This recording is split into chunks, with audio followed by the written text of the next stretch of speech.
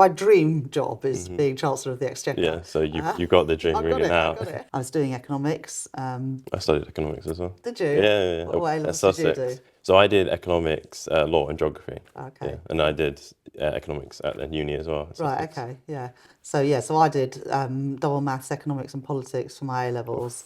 Not Then easy. I did a philosophy, politics, and economics for my undergrad, and I did my masters in economics. When I was at secondary school, my sixth form was two prefab huts in the playground. They were either baking hot in the summer or freezing cold in the winter.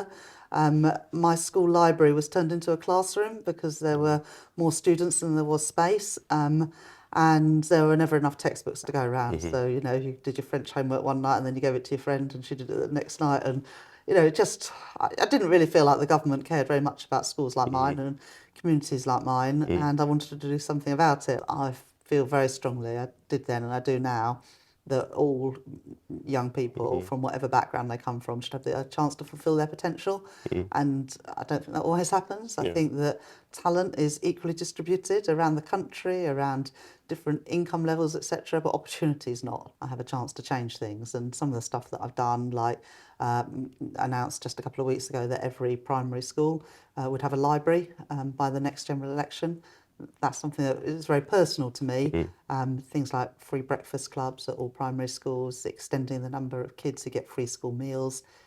For me, it's about making sure that everybody gets a chance to fulfil their potential. I want to touch on pensions quickly. Now, when I told my mum and dad that I was going to be sitting down to interview you, the first thing they said to me was, please ask about our pensions. So my question to you is, should my parents be worried about their pensions? Right, well, so last year, lots of newspapers ran stories ahead of the budget that I was going to, do all these changes to pensions.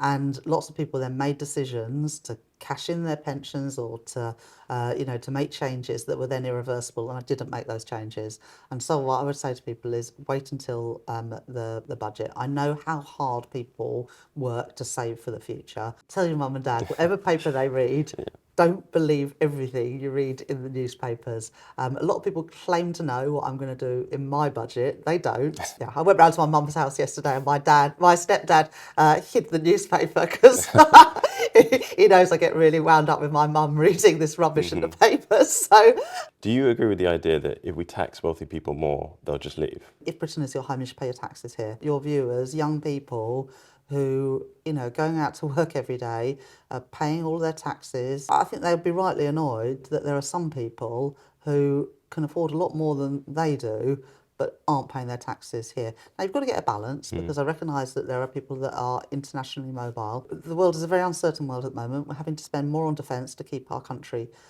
safe, on safe streets, on good infrastructure, on good schools to give every kid a chance to succeed. But you only have those things if people pay their fair share of taxes. As Chancellor of the Exchequer, how can you make the UK a more attractive place to do business? Well, I've just appointed the Treasury's first ever entrepreneurship advisor, a fantastic woman called Alex de Pledge, who is herself an entrepreneur.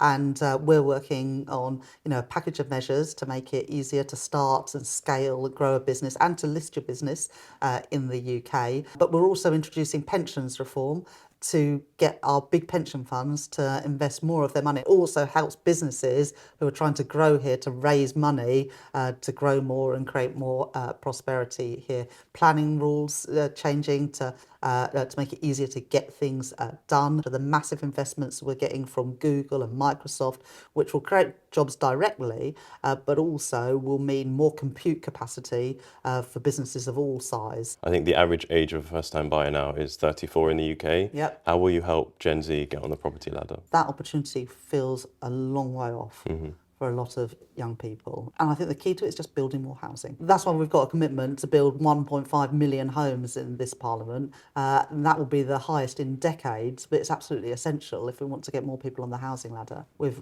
reformed the planning system to make it easier to build. We also need to make sure that people who are in rented accommodation have more rights. And that's why we've got the Renters Reform Bill. So I want to make it easier for renters, but then I also want to make it easier to get on the housing ladder. And in the end, unless you build homes, that's not going to happen. Yeah, well, thank you very much Thank for your you. time. I Really really great to appreciate see it. you again. Yeah, and Thank you, you. yes. Hopefully it won't be the last interview I get to do. I hope not as well. All right. Thank you.